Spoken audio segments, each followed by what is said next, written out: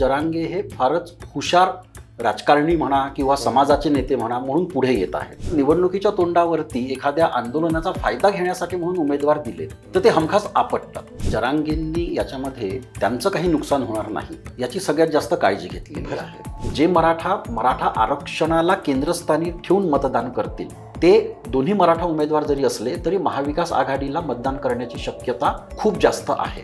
OBC जर एकवटत असतील तर साहजिकच मराठा सुद्धा एकवटतील आणि या मराठा विरुद्ध ओबीसी अशा ध्रुवीकरणामध्ये भाजपला महाराष्ट्रामध्ये फार फायदा होणार नाही. मराठवाड्यातला मराठा आणि पश्चिम महाराष्ट्रातला मराठा एका पद्धतीनेच मतदान करणार, पण आरक्षण हा त्यांचा विचार करण्याचा समान बिंदू नसेल. स्वातंत्र्याची 100री पूर्ण केलेला भारत कसा असेल? NH4, समृद्धी आणि शक्तीपीठ, महाराष्ट्राच्या हायवे संस्कृतीचं वास्तव नक्की काय आहे?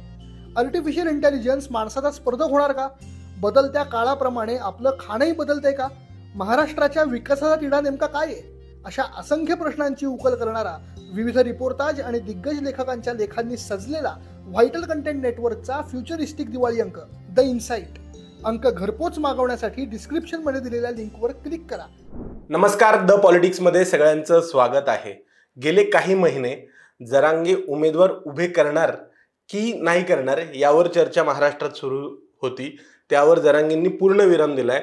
त्यांचं असं म्हणणं आहे की काही ठिकाणी निवडून आणणार तर काही ठिकाणी पाडणार, पण उभे करणार नाही. तर याचा नेमका परिणाम येत्या विधानसभेत काय होणार आहे याच्यावर आपण आज बोलणार आहोत. माझ्यासोबत आहेत राजकीय अभ्यासक आणि प्राध्यापक परिमल माया सुधाकर सर. सर, स्वागत आहे आपलं. नमस्कार. गेले 4-5 महिने हा जर का इलेक्शनचा काळ, राजकारणाचा, निवडणुकीचा काळ हा जर का गृहीत धरला तर दोन गोष्टींच्या चर्चा अधिक होत होत्या. एक म्हणजे लाडकी बहीण जी अजूनही होते आणि दुसरं म्हणजे जरांगे काय करणार. लोकसभेतही चर्चा झाली आणि आता विधानसभेच्या निमित्तानेही त्यांची चर्चा होते. तर जरांगे उमेदवार उभे करणार नाही पण पॉलिटिकल त्यांची ताकद दाखवू देणार.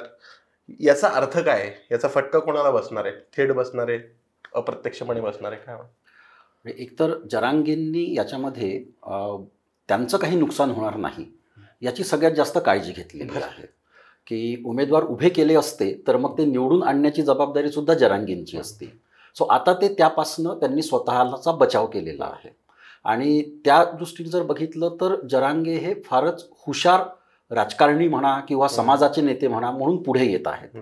या चुका याच्या आधी अनेक जणांनी केल्या होत्या की आंदोलनं करायची आणि आंदोलनं केल्यानंतर त्याच्या यशामुळे राजकीय यश सुद्धा मिळेल असं गृहीत धरायचं आणि उमेदवार उभे करायचे.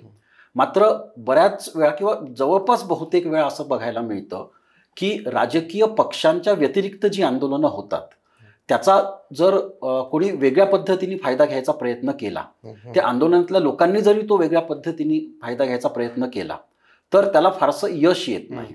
म्हणजे ते यश जर मिळवायचं असेल तर तुम्हाला स्वतःचा राजकीय पक्ष स्थापन करावा लागतो, तशी संघटना उभी करावी लागते आणि त्याच्यानंतर मग तुम्हाला यश मिळालं तर ते मिळू शकतं. मात्र निवडणुकीच्या तोंडावरती एखाद्या आंदोलनाचा फायदा घेण्यासाठी म्हणून उमेदवार दिलेत तर ते हमखास आपटतात. कारण निवडणूक आणि आंदोलन या दोन वेगळ्या गोष्टी आहेत. आंदोलनांचा निवडणुकीवर परिणाम होऊ शकतो आणि तो होतो सुद्धा. मात्र आंदोलनकर्ते प्रत्यक्ष निवडणुकीत जर उतरलेत तर निवडणुकीची यंत्रणा राबवणं, निवडणुकीमध्ये ज्या पद्धतीने प्रचार करावा लागतो तो करणं, हे सगळं त्यांना जमेलच असं नसतं आणि त्याच्यामुळे मग निवडणुकीत ते पिछाडतात. आणि ही बाब कदाचित जरांगे यांना स्वतःलाही लक्षात आली असेल किंवा त्यांना ती अनेक जणांनी समजावली सुद्धा असेल. त्याच्यामुळे त्यांनी जे एक वातावरण तयार केलं होतं, लोकांना सांगितलं होतं की उमेदवारी अर्ज भरा. अनेक जणांनी अनेक मतदारसंघामध्ये जरांगेंचे उमेदवार म्हणून उमेदवारी अर्ज भरले सुद्धा होते. तर आता त्या सर्वांवरती जरांगेंनी पूर्णविराम देत जवळपास सगळ्यांना सांगितलंय की आपापले उमेदवारी अर्ज मागे घ्या. आणि त्याच्यानंतर मग आता जरांगे म्हणत आहेत की काही ठिकाणी आम्ही उमेदवारांना पाडू आणि काही ठिकाणी आम्ही निवडून आणू. आता कोणाला पाडू आणि कोणाला निवडून आणू हे साहजिकच जरांगे यांच्या मराठा आरक्षण आंदोलनाच्या एकूणच आतापर्यंतचा जो प्रवास आहे त्यामध्ये ज्या नेत्यांचे त्यांच्यासोबत चांगले संबंध होते ते त्यांना पाडणार नाहीत आणि ज्यांच्यासोबत त्यांचा खटके उडालेत, वाद झालेत, सो अशा उमेदवारांना किंवा अशा नेत्यांच्या उमेदवारांना ते पाडणार असं चित्र सध्या तरी आपल्याला दिसतंय. कोणाला पाडणार, कोणाला निवडून आणणार या तपशिलात मला जायचंच आहे, पण त्याच्यापूर्वी मराठा वोटिंग पॅटर्न नेमकं काय आहे मला समजून घ्यायचंय आणि तो जरांगे यांच्या निमित्ताने बदलत चाललाय का, बदललाय का? मराठा वोटिंग पॅटर्न हा खरं तर मागच्या 20-25 वर्षामध्ये बदलत चालला होता.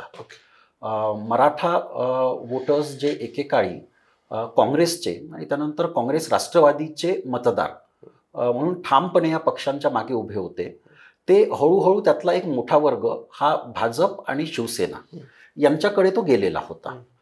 ते म्हणजे त्यांची दुसऱ्या फळीतले नेते म्हणावेत भाजप शिवसेनेचे, तर त्या नेत्यांच्या माध्यमातून ते दिसत होतं ज्या पद्धतीने भाजप शिवसेना युती अंतर्गत वेगवेगळे मतदारसंघ जिंकत होते, तर त्यातून सुद्धा ते दिसत होतं की मराठ्यांमधला एक मोठा वर्ग हा भाजप शिवसेनेकडे वळलेला आहे. आता जरांगे यांच्या माध्यमातून जरांगे स्वतः हा प्रयत्न करत आहेत की ही जी फूट मराठा मतदारांमध्ये पडली होती, तर ही फूट पडू नये आणि मतदारसंघनिहाय मराठा मतदार हा एकसंध राहावा. आणि त्यांनी स्वतःच्या पसंतीचा उमेदवार तो पक्षाप्रमाणेच असेल असं नाही, म्हणजे त्यातला म्हणजे या पक्षाचाच उमेदवार निवडून आणावा असं नाही, पण स्वतःच्या पसंतीचा मराठा उमेदवार, मग तो कोणत्याही पक्षातला का असो ना, तो निवडून आणावा. याकडे आता जरांगे जास्त लक्ष देत आहेत आणि त्यातनं मराठा मतदारांचं एक जे विभाजन झालेलं होतं दोन मोठ्या आघाड्यांमध्ये, तर ते कमी करण्याचा प्रयत्न जरांगे करत आहेत आणि ते लोकसभेमध्ये सुद्धा तो प्रकार दिसून आला आणि आत्ताच्या विधानसभेमध्ये सुद्धा ते दिसतंय. आता संपूर्ण महाराष्ट्रभर जरांगे कितपत प्रभाव टाकू शकतील हे सांगणं कठीण आहे. मात्र यामध्ये सुद्धा आपल्याला एक पॅटर्न हा दिसतो की कुणबी मतदार जे आहेत, आणि एक आधीचा एक समज असा होता की कुणबी मतदार हे फक्त विदर्भामध्ये एकवटलेले आहेत, पण लोकसभेमध्ये असं दिसलं की कुणबी हा समाज गट हा आपल्याला मुंबईच्या उपनगरांमध्ये सुद्धा दिसला, तो कोकणमध्ये सुद्धा दिसला, उत्तर महाराष्ट्रामध्ये सुद्धा तो दिसला. तर यातला कुणबी गट जो आहे तो विशेषतः जरांगे स्वतःच्या बाजूला वळवू पाहत आहेत आणि तो संपूर्ण महाराष्ट्रामध्ये प्रभाव निर्माण करण्याचा प्रयत्न जरांगे करत आहेत की कुणबी मतदारांनी एक पद्धतीने मतदान करावं आणि त्याच्यामुळे मग इतर जे मराठी आहेत जे स्वतःला कुणबी म्हणवत नाही ते सुद्धा आपल्या मागे येतील. सो हा एक पॅटर्न जरांगे तयार करण्याचा प्रयत्न करत आहेत. मला जे आणखी तपशिलात जायचंय, तुम्ही म्हणालात की मराठा मतदार हा काँग्रेस, राष्ट्रवादी आणि भाजप शिवसेना यामध्ये विभागला गेलेला आहे. तर हा जो मराठा मतदार आहे विभागला गेलेला, त्याचं प्रत्येकाचं कॅरेक्टर थोडं वेगवेगळं आहे का? म्हणजे शहरी मराठा हा कदाचित शिवसेना भाजपकडे जास्त आकर्षिला गेलेला आहे आणि ग्रामीण मराठा मात्र राष्ट्रवादी आणि काँग्रेसकडं तसाच राहिलेला आहे, असं काय आहे का? मला कॅरेक्टर जाणून बरोबर, म्हणजे ढोबळमानाने आपण असं म्हणू शकतो की शहरी मराठा हा भाजप शिवसेनेकडे तो जास्त आलेला आहे आणि ग्रामीण भागातला हा राष्ट्रवादी आणि काँग्रेसकडे आहे. आणि त्याचं कारणही असं आहे की ग्रामीण भागामध्ये काँग्रेसने आणि त्यानंतर राष्ट्रवादी काँग्रेसने जे स्वतःचं मराठ्यांमधलं प्राबल्य राखलं होतं ते वेगवेगळ्या संस्थांमधून राखलं होतं आणि या संस्थांच्या प्रभावामुळे हा मराठा या दोन पक्षांकडे सातत्याने त्यांना मतदान करत होता. शहरी भागामध्ये तसं प्राबल्य आपल्याला दिसत नाही. म्हणजे सुरुवातीच्या काळामध्ये काही शिक्षण संस्थांच्या माध्यमातून ते होतं, मात्र आता त्या शिक्षण संस्था सुद्धा एवढ्या मोठ्या प्रमाणात झालेल्या आहेत आणि त्यांचं सुद्धा खाजगीकरण आता झालेलं आहे. त्यामुळे या शिक्षण संस्थांमध्ये सुद्धा त्या मराठ्यांच्या जरी असल्या तरी शहरी भागातल्या शिक्षण संस्थांमधून त्या प्रकारचा प्रभाव मराठ्यांमध्ये राष्ट्रवादीच्या नेत्यांना किंवा काँग्रेसच्या नेत्यांना निर्माण करता आलेला नाही. त्यामुळे शहरी भागातला मराठा जो आहे हा राष्ट्रवादी आणि काँग्रेसच्या तुलनेत भाजप शिवसेनेकडे आणि विशेषतः भाजपकडे तो जास्त प्रमाणामध्ये तो वळला होता. मात्र मराठ्यांमधलं हे जे विभाजन आहे हे फक्त या पातळीवरच आहे असं आपण नाही म्हणू शकत. म्हणजे ग्रामीण भागात किंवा निमशहरी भागामध्ये सुद्धा मराठ्यांचं प्राबल्य असताना आणि अनेक संस्था त्या भागांमध्ये निर्माण झालेल्या असताना मराठ्यांमध्ये सुद्धा अनेक गट तयार झालेत आणि त्यांचा आपापसामध्ये संघर्ष होता आणि या संघर्षातनं एक गट जर राष्ट्रवादी काँग्रेसकडे असेल तर मग दुसरा गट साहजिकच भाजप शिवसेनेकडे गेला. सो त्याला काही विचारधारेचं फार कांगोरं होतं असं नाही. मात्र स्थानिक संघर्षामुळे जर एकीकडे आपल्याला जागा नाही तर मग दुसरीकडे जावं आणि सुरुवातीला सगळीच जागा राष्ट्रवादी काँग्रेसनी व्यापलेली असल्यामुळे जे नवीन मराठा प्राबल्यवान झालेत किंवा ज्यांना असं वाटलं की आपल्याला आता राष्ट्रवादी आणि काँग्रेससोबत राहून आपल्याला आपलं वर्चस्व टिकवता येणार नाही, त्यांनी मग आपला मोर्चा भाजप आणि शिवसेनेकडे वळवला. तर या पद्धतीचं विभाजन सुद्धा आपल्याला बघायला मिळतं. तिसरं विभाजन असंही बघायला मिळतं की जे शहरी आणि ग्रामीण दोन्ही भागांमध्ये आहे की मराठ्यांमध्ये एक वर्ग असा तयार झाला ज्याच्यामध्ये ही भावना आली की मराठ्यांमध्ये राजकीय प्राबल्याचा फायदा हा काही घराण्यांनाच मिळाला आणि आम्ही त्यापासून वंचित राहिलो. आणि हा वंचित राहिल्याचं जी भावना होती ती साहजिकच काँग्रेस आणि राष्ट्रवादीच्या विरोधात जाणारी होती. आणि तो मतदार सुद्धा, विशेषतः युवा मतदार, बराच काळ तो भाजप शिवसेनेकडे तो वळत होता. विशेषतः मागच्या 15-20 वर्षांमध्ये 2019च्या आधी असं लक्षात येतं की तो ग्रामीण आणि निमशहरी आणि शहरी भागातला युवा मराठा मतदार हा या भावनेतनं की आम्हाला काहीच मिळालं नाही, आमच्यातली काही घराणी मोठी झालीत, तो भाजप आणि शिवसेनेकडे वळत होता. मराठा आंदोलनाने त्याला एक कुठेतरी, विशेषतः जरांगेंच्या आंदोलनाने त्याला एक कुठेतरी चाप बसवला आहे की तो भाजपकडे जाणार नाही आणि तो जरांगे यांच्या अवतीभोवती तो सध्या तरी राहील. हे करण्यामध्ये जरांगेंना यश आलेलं आहे. म्हणजे आपण मराठा आंदोलन 2019च्या आधीचं आणि 2019 नंतरचं अशा 2 भागांमध्ये जर बघितलं तर 14 ते 19च्या दरम्यान जे मराठा आंदोलन होतं ते भाजप विरोधी कुठेच नव्हतं. बरोबर. आणि त्याला सर्वपक्षीय पाठिंबा सुद्धा होता. तसा सर्वपक्षीय पाठिंबा आता सुद्धा आहे. मात्र जरांगेंच्या आंदोलनाला कुठेतरी एक फडणवीस विरोध आणि भाजप विरोध याची किनार सुद्धा आहे. बरोबर. जरांगें उमेदवार उभे करणार की नाही करणार यावरून विधानसभेच्या बऱ्याच गोष्टी ठरणार आहेत असं बोललं जात होतं. म्हणजे उदाहरणार्थ जरांगेंनी उमेदवार उभे केले तर निकाल काय लागेल सांगता येत नाही, पण मात्र जरांगेंनी उमेदवार उभे न करता वेगळी भूमिका घेतली किंवा कोणाच्या तरी विरोधी भूमिका घेतली, थेट भाजप विरोधी किंवा महायुती विरोधी भूमिका घेतली तर महायुतीचं सरकार आपटणार अशी चर्चा होत होती. या अटकळीबद्दल काय वाटतं? असं इतकं सरळसोट आहे? म्हणजे याचा परिणाम नक्कीच हा सध्या तरी महाविकास आघाडीला अनुकूल आणि महायुतीला विशेषतः मराठवाडा भागामध्ये प्रतिकूल असाच होणार. मागच्या काही दिवसांमधले जरांगेंचे स्टेटमेंट जर बघितले तर जरांगेंनी फार हुशारीने मराठा, दलित, मुस्लिम यांच्या एकतेवर भर दिला आणि सातत्याने स्टेटमेंट दिले की हे 3 समाजगट एकत्रितपणे यांनी मतदान करावं. तर यामध्ये जरांगेंना सुद्धा ठाऊक आहे की त्यांनी फक्त मराठा जर केलं तर त्याची प्रतिक्रिया म्हणून इतर समाजगट जर मराठ्यांविरुद्ध एकवटलेत तर त्याचा फटका हा जरांगेंना आणि त्यांना जे उमेदवार निवडून आणायचे आहेत त्यांना बसू शकतो. आता लोकसभेतलं समीकरण आपण जर बघितलं तर लोकसभेमध्ये महाविकास आघाडीला जे यश मिळालं तर त्यामागे मराठा, दलित, मुस्लिम या मतांचं कॉन्सॉलिडेशन हा एक फार मोठा फॅक्टर होता आणि त्याच प्रकारचं कॉन्सॉलिडेशन पुन्हा घडावं असा प्रयत्न जरांगेंच्या माध्यमातून होतोय असं सध्या तरी दिसतंय. म्हणजे मागच्या 7-8 दिवसांमध्ये जरांगेंनी त्याच्यावरती विशेष जोर दिला होता. किंवा राष्ट्रवादी काँग्रेसने आष्टी सारख्या मतदारसंघातून मेहबूब शेख यांना उमेदवारी देणं म्हटलं तर ते धाडसाचं आहे. मात्र तसं करताना त्यांनी निश्चितपणे कुठे ना कुठे जरांगेंचे सोबती यांना विश्वासात नक्कीच घेतलं असेल आणि त्या माध्यमातून ते हा प्रयत्न करत आहेत की एक या 3 समाज गटांचं ऐक्य तिथे पुढे यावं आणि त्याचा फायदा लोकसभेमध्ये जसा महाविकास आघाडीला झाला होता तसाच यावेळेस सुद्धा महाविकास आघाडीला तो व्हावा. आता यामध्ये जरांगेंच्या दृष्टिकोनातून आपण जर बघितलं तर जरांगेन हे ऑलरेडी महायुतीच्या विरोधात आहेत असं एक चित्र आहे. बरोबर. आणि त्यामुळे आता जरांगेंसाठी हे अत्यावश्यक आहे की महाविकास आघाडीचे उमेदवार हे महायुतीच्या तुलनेमध्ये अधिक प्रभावीपणे निवडून येतील, विशेषतः त्यांच्या प्रभाव क्षेत्रामध्ये, जरांगेंच्या प्रभाव क्षेत्रामध्ये. कारण महायुतीचे उमेदवार जर जरांगेंनी निवडून आणले तरी त्याचं श्रेय जरांगेंना कोणीच देणार नाही. उलट ते भाजप म्हणेल की जरांगें शिवाय किंवा जरांगे आमच्या विरोधात असताना सुद्धा आम्ही निवडून आलो. आणि सतत प्रकाशझोकात राहण्याच्या सवयीमुळे आज जरांगेंसाठी हे आवश्यक झालेलं आहे की महाविकास आघाडीचे उमेदवार त्यांना ते निवडून तिथून आणावे लागतील. स्वतःचं एक राजकीय प्रभाव जो त्यांनी मागच्या वर्षभरात 1.5 वर्षात निर्माण केला आहे तो टिकवून ठेवण्यासाठी. अन्यथा जर उलटं घडलं, महायुतीचे उमेदवार जास्त जर निवडून आलेत तर साहजिकच तो एका दृष्टीने जरांगेंचा राजकीय पराभव ठरू शकतो. याची जाणीव त्यांना आहे आणि त्या दृष्टीनेच त्यांनी आता स्वतःची पूर्ण फिल्डिंग लावायला सुरुवात केली आहे.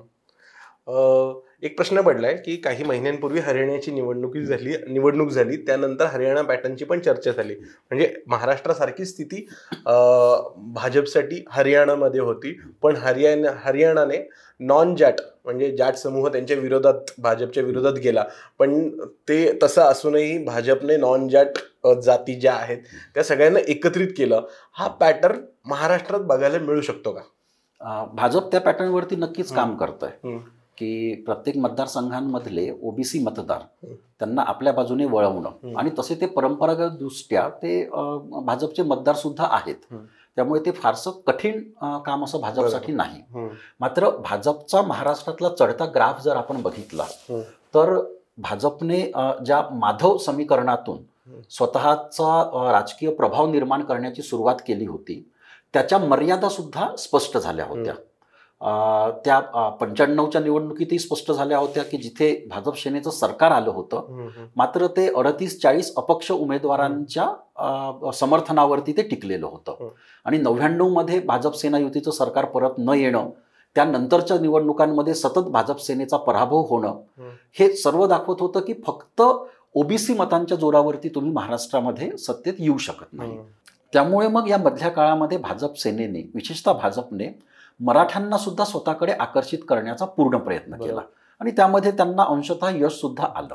आणि त्याच्या जोरावर 2014 मध्ये ओबीसी आणि मराठ्यांमधला एक गट, या सर्वांच्या जोरावरती, आणि आदिवासी सुद्धा, या सर्वांच्या जोरावरती भाजपने 2014 मध्ये एक फार मोठी मजल गाठली की सर्वात मोठा पक्ष म्हणून, 100च्या पुढे जाणारा पक्ष म्हणून भाजप त्यावेळेस पुढे आलेला होता. आता आपण जर सामाजिक ध्रुवीकरणाचा जर विचार केला की ओबीसी जर एकवटत असतील तर साहजिकच मराठा सुद्धा एकवटतील, आणि या मराठा विरुद्ध ओबीसी अशा ध्रुवीकरणामध्ये भाजपला महाराष्ट्रामध्ये फार फायदा होणार नाही.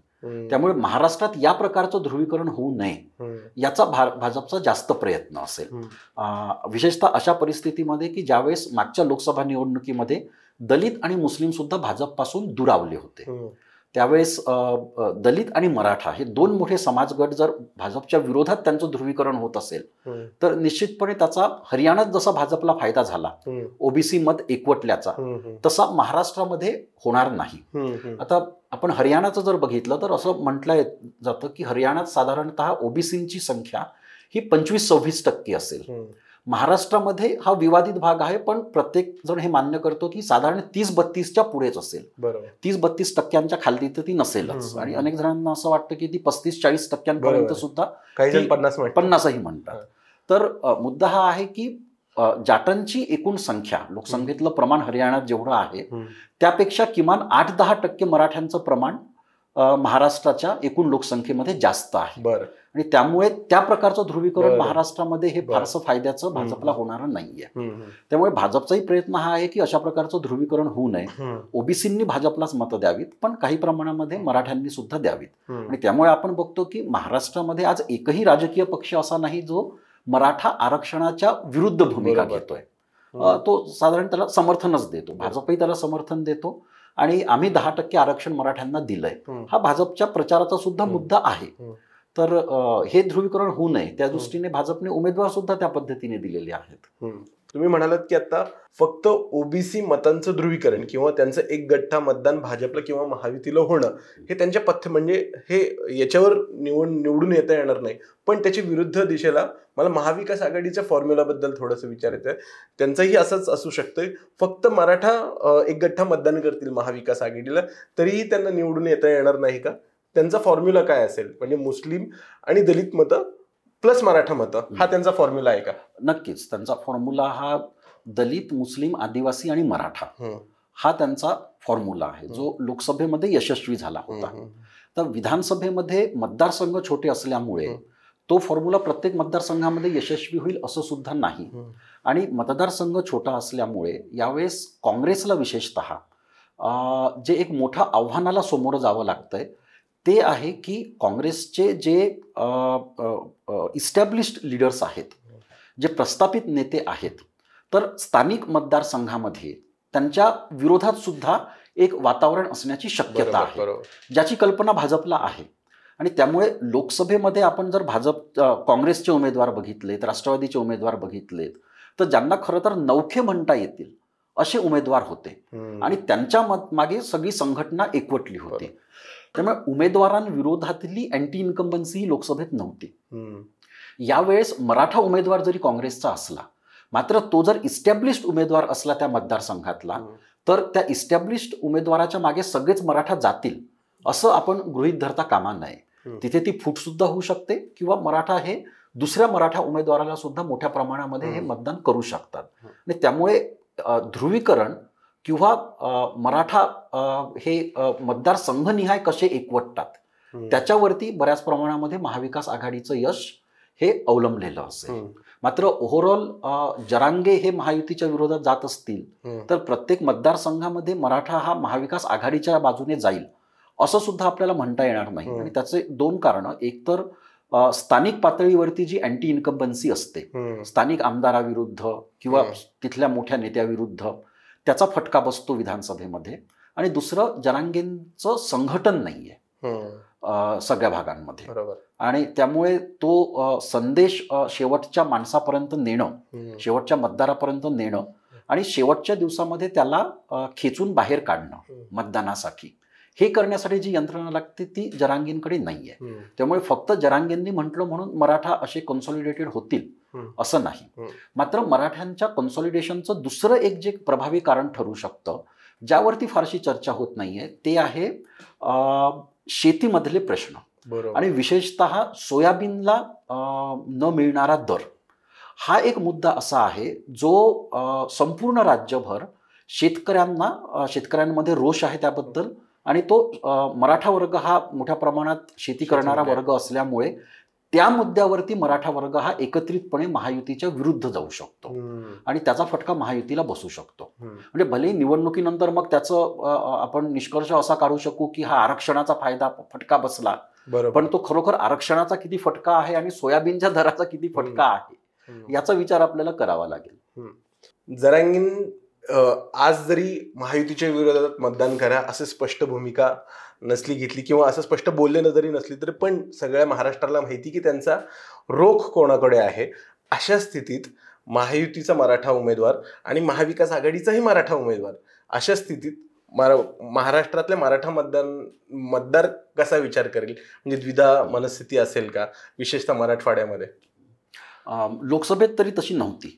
लोकसभेमध्ये मराठा मतदारांचं फार स्पष्ट होतं की जिथे महाविकास आघाडी आणि महायुती दोघांचेही मराठा उमेदवार आहेत, तिथे मराठवाड्यामध्ये विशेषतः मराठा मतदार हे महाविकास आघाडीच्या बाजूनी गेले होते. आणि जिथे महाविकास आघाडीचा मराठा उमेदवार नाही, पश्चिम महाराष्ट्र आणि मराठवाडा, तिथे मराठा उमेदवार हे महायुतीच्या मागे सुद्धा गेले होते. त्यामुळे अशा प्रकारचा संभ्रम असण्याची शक्यता मराठा आंदोलन आणि मराठा आरक्षण या मुद्द्यावरून कमी आहे.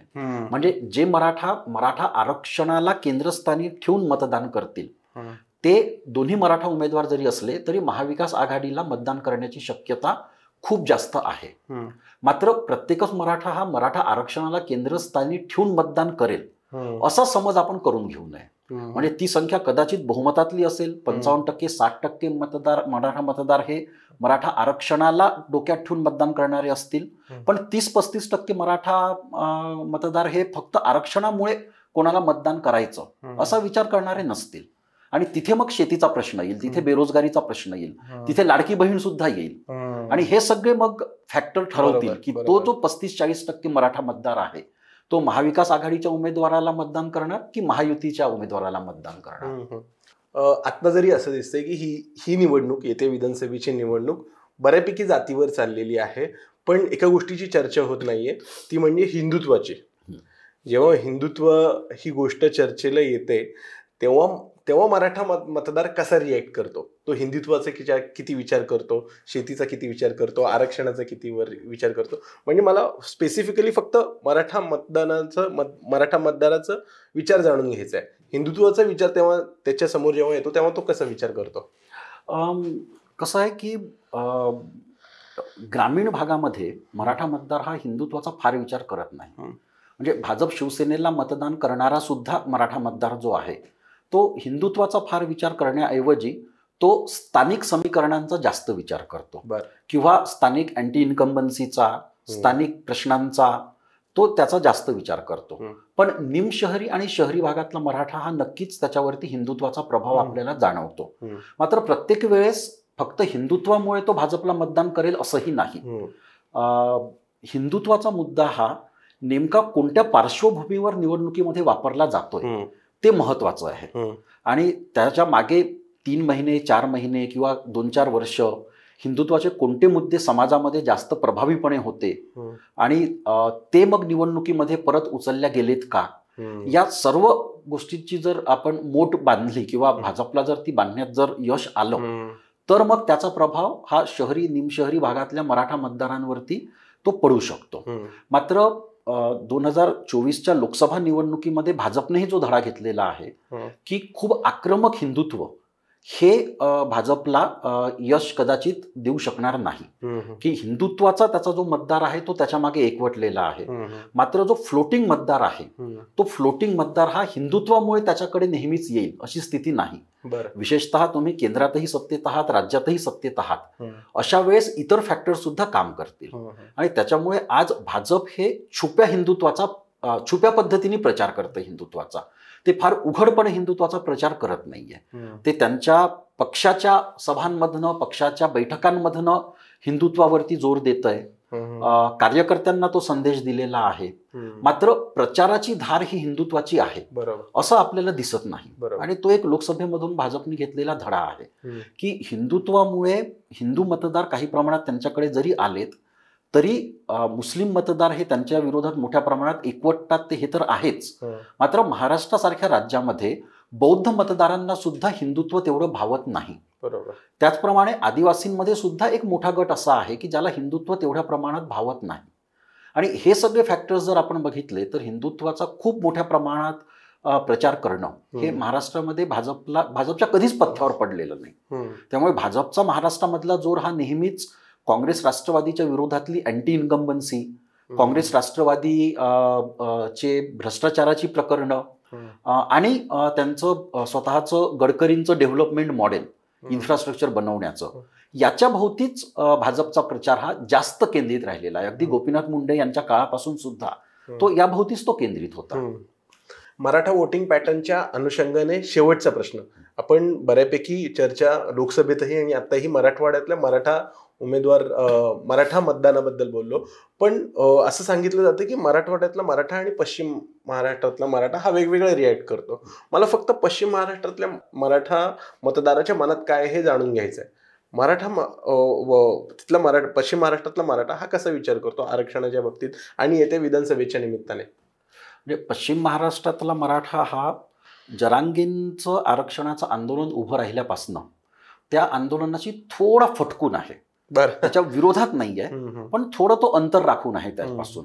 कारण यापूर्वी मराठा आरक्षण आंदोलनाला कोणताही चेहरा नव्हता आणि एक समज अशी होती की पश्चिम महाराष्ट्रातले ताकदवान मराठा नेते हे त्या आंदोलनाच्या मागे आहेत. ज्या समजाला जरांगेंनी मोठ्या प्रमाणामध्ये तडा दिला की एक मराठवाड्यातलं मराठा नेतृत्व, मराठवाड्यातलं कुणबी नेतृत्व हे त्यातनं उभं राहिलं. आणि जरांगे असा चेहरा आहे की जो इस्टॅब्लिश्ड मराठा चेहरा नाही, जो सत्तेत असलेला मराठी चेहरा नाही. तो एक असा चेहरा आहे की अशा मराठ्यांचं प्रतिनिधित्व करणारा चेहरा आहे की ज्या मराठ्यांच्या मनामध्ये एक रोष होता की काही घराण्यांना, काही मराठ्यांनाच सत्तेचा जास्त लाभ मिळाला, त्यांचं प्रतिनिधित्व करणारा चेहरा जरांगे आहे. त्याच्यामुळे पश्चिम महाराष्ट्रातला मराठा हा थोडा त्यापासून अंतर राखून आहे. मात्र त्याला स्वतःचा फायदा सुद्धा त्यामध्ये दिसतोय आणि त्यामुळे तो त्याच्या विरोधातही जात नाही. तो एक सामंजस्याची भूमिका घेण्याचा प्रयत्न करतो आहे. पश्चिम महाराष्ट्रातला मराठा हा मराठवाडा किंवा विदर्भातल्या मराठ्यांपेक्षा एका बाबतीत वेगळा आहे. तो सामाजिक प्रतिष्ठेच्या बाबतीत की तो स्वतःला एका बाबतीमध्ये म्हणजे तो जवळपास स्वतःला उच्चवर्णीयच समजतो. आणि त्याला असं वाटतं की त्याच्यामध्ये असे सर्वच गुण आहेत जे सत्ताधाऱ्यांमध्ये असायला हवेत. ते मराठवाडा किंवा विदर्भातल्या मराठ्यांमध्ये की जे स्वतःला कुणबी म्हणतात त्यांच्यामध्ये ते जाणवत नाही, ते तेवढं दिसत नाही. आणि तो एक फरक आपल्याला पश्चिम महाराष्ट्रातल्या मराठ्यांमध्ये दिसतो. आणि त्यामुळे आज पश्चिम महाराष्ट्रातला मराठा हा आरक्षणापेक्षा तो स्थानिक समीकरणं, शेतीचे प्रश्न, शरद पवार या सर्व फॅक्टरवरती तो जास्त विचार करतो आहे आणि आरक्षणावरती तो तेवढा विचार करत नाहीये. आरक्षण हा त्याच्यासाठी सध्या तरी केंद्रस्थानी असलेला मुद्दा नाही. जरांगेंची सुद्धा जी मागणी आहे ती हीच मागणी आहे की सर्व कुणबींना ओबीसीमधून आरक्षण देण्यात यावं. आणि पश्चिम महाराष्ट्रातल्या मराठ्यांमध्ये या बाबतीमध्ये म्हणजे आधी तर जवळपास एकमत होतं की आम्ही ओबीसी नाही. आणि त्यामुळे आज त्यांना याबाबत फार स्पष्ट भूमिका घेता येत नाहीये की सर्व मराठ्यांना ओबीसी म्हणावं की म्हणू नये अशी स्पष्ट भूमिका त्यांना घेता येत नाहीये. तर हा एक परिणाम आपल्याला त्यांच्या विचार करण्याच्या पद्धतीवर दिसतो. पण त्याच्यामुळे ते अगदी मराठवाड्यातले मराठा आणि पश्चिम महाराष्ट्रातले मराठा हे पूर्ण विरुद्ध पद्धतीने मतदान करतील असं नाही. कारण जसं आधी म्हटलं की मतदान करण्याचे फॅक्टर्स हे वेगवेगळे आहेत. आणि पश्चिम महाराष्ट्रामध्ये शेती हा मोठा फॅक्टर आहे, राष्ट्रवादीतली फूट हा मोठा फॅक्टर आहे, फडणवीसांवरचा रोष हा पश्चिम महाराष्ट्रात सुद्धा आहे, तर तोही एक फॅक्टर आहे. तर या सर्व बाबींचा परिणाम असाच होण्याची जास्त शक्यता आहे की शेवटी मराठवाड्यातला मराठा आणि पश्चिम महाराष्ट्रातला मराठा एका पद्धतीनेच मतदान करणार. पण आरक्षण हा त्यांचा विचार करण्याचा समान बिंदू नसेल. तो ते वेगवेगळ्या पद्धतीने पण एकाच तऱ्हेने मतदान करतील. सर, शेवटचा प्रश्न, महाविकास आघाडी येत्या विधानसभेच्या निमित्ताने मराठवाडा आणि ग्रामीण मतदारसंघ यावर भर देईल का? त्याच्या विरुद्ध महायुती शहरी पश्चिम महाराष्ट्र, मुंबई किंवा शहरी भाग यावर भर देईल का? काय वाटतं, असं मतदान होईल यावेळी? सध्या तरी महायुतीसाठी जे आशेचं स्थान आहे तो शहरी भाग आहे, की महायुतीने त्यावरती लक्ष सुद्धा तेवढंच केंद्रित केलेलं आहे. आणि महायुतीचं स्वतःचं समीकरण हे असेल की शहरी भागातल्या जास्तीत जास्त जागा जिंकायच्या आणि ग्रामीण भागामध्ये स्वतःचे जे परंपरागत मतदारसंघ आहेत ते टिकवायचे. आणि त्याशिवाय असे मतदारसंघ की ज्या मतदारसंघामध्ये राष्ट्रवादी किंवा काँग्रेसचे आमदार हे 15 वर्षांपासून 20 वर्षांपासून आहेत, सो त्यांच्या विरुद्ध जो स्थानिक असंतोष असेल त्याचा फायदा उचलत ग्रामीण भागामध्ये ते मतदारसंघ सुद्धा काबीज करायचे. हे ढोबळमानाने महायुतीचं समीकरण दिसतंय. पण त्याची सगळी मदार जी आहे ती शहरी भागामध्ये ते कसे परफॉर्म करतात आणि त्याशिवाय कोकणमध्ये कसे परफॉर्म करतात त्याच्यावरती ती असेल. म्हणजे नागपूर, औरंगाबाद, नाशिक, पुणे, म्हणजे मुंबईची सगळीच उपनगरं, मुंबई आणि कोकण, हा सगळा जो भाग आहे तो महायुतीसाठी आज हे ग्रामीण भागाच्या तुलनेमध्ये या भागामध्ये महायुती जास्त चांगलं करू शकेल असं महायुतीला आशा आहे. आणि त्यामुळे या भागावरती त्यांचं लक्ष असणं हे साहजिकच आहे. आणि त्या तुलनेमध्ये राष्ट्रवादी आणि काँग्रेस या दोन्ही पक्षांनी ग्रामीण महाराष्ट्रावरती लक्ष दिलेलं आहे. पश्चिम महाराष्ट्रातले ग्रामीण मतदारसंघ, मराठवाडा आणि विदर्भ हा काँग्रेसचा बालेकिल्ला होता. लोकसभेमध्ये त्यांनी परत चांगलं परफॉर्म केलं आणि त्याच्यामुळे विदर्भातल्या सगळ्या ग्रामीण मतदारसंघामध्ये काँग्रेस कसं परफॉर्म करतं त्याच्यावरती महाविकास आघाडीची फार मोठ्या प्रमाणामध्ये मदार असेल. आणि यामध्ये जवळपास सगळ्या मतदारसंघांमध्ये विदर्भातल्या काँग्रेस विरुद्ध भाजप अशी लढत होणार आहे. त्यामुळे काँग्रेस तिथे जेवढं चांगलं परफॉर्म करेल त्याचा फटका भाजपला बसेल किंवा भाजपने तिथे चांगलं परफॉर्म केलं तर त्याचा फटका महाविकास आघाडी आणि काँग्रेसला बसेल. सर, खूप खूप धन्यवाद, तुम्ही द पॉलिटिक्सशी बोललात.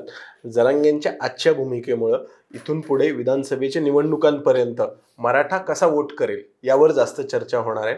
ते उत्तम प्रकारे तुम्ही डिकोड करून सांगितलं. खूप खूप धन्यवाद. आपण पुन्हा भेटू. तुर्तास इथेच थांबू. धन्यवाद.